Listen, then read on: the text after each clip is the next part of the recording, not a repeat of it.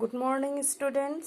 আজি মই তোমালোকক অনুশীলনী 1ৰ খ যুগ্ম সংখ্যাৰ বিষয়ে শিকাম। তোমালোকে মন কৰিবা।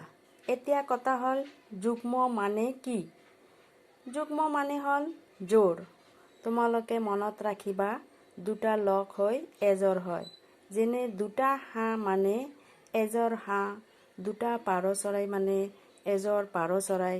গতিকে শূন্যৰ বাহিৰে যুগ্ম সংখ্যাবোৰক জোৰকৈ ভাগ কৰিব পাৰি।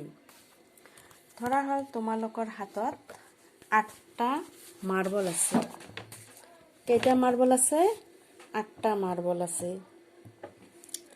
এতিয়া মাৰ্বল 8টা এজৰকৈ অৰ্থাৎ দুটাকৈ বাকচত ভৰোৱা।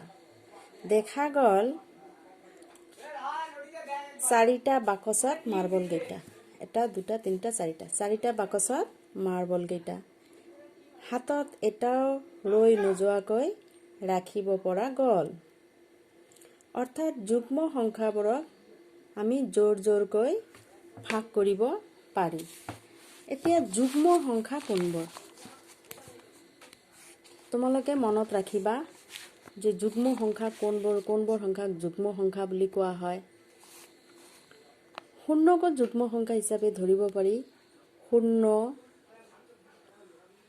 2 4 6 8 10 12 14 16 18 20 22 24 26 28 30 32 34 36 38 40 42 44 46 48 50 52 54 56 58 60